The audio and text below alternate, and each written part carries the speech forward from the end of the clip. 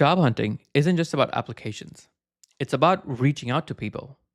You want to be writing cover letters, LinkedIn messages, networking email, and also thank you notes after interviews.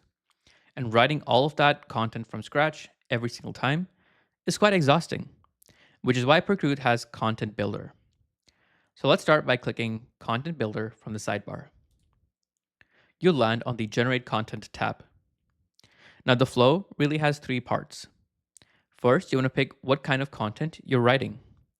We can have recruiter emails, follow up emails, thank you letters, networking emails, and also LinkedIn connection request messages, as well as LinkedIn InMail.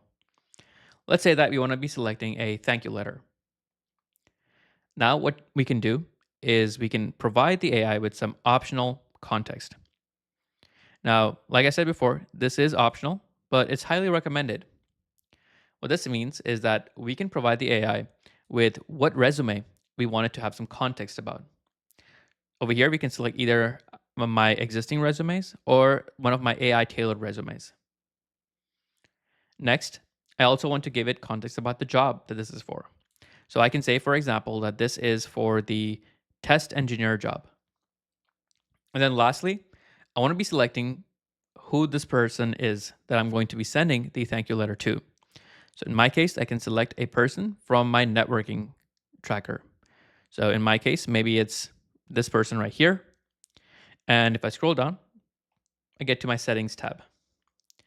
So over here, I can add some additional settings if I wanted to.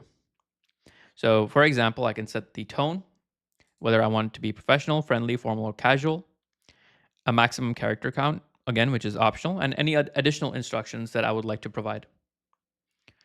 Once I do that, I can simply hit generate with AI. And in just a few seconds, you'll have a draft that's ready.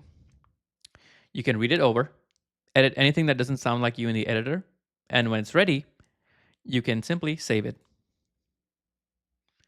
Now, after it gets saved, it's going to ask you a question. So did you send the actual message? So here, if you did send this message, you can select yes, I sent it. And if you hover over and select the saved tab, well, as you can see here, this tab has every piece of content that you've ever generated with its status. So such as if it's a draft, if it's sent or archived. When you actually send an email or a message, come back here and click mark as sent to keep your outreach organized.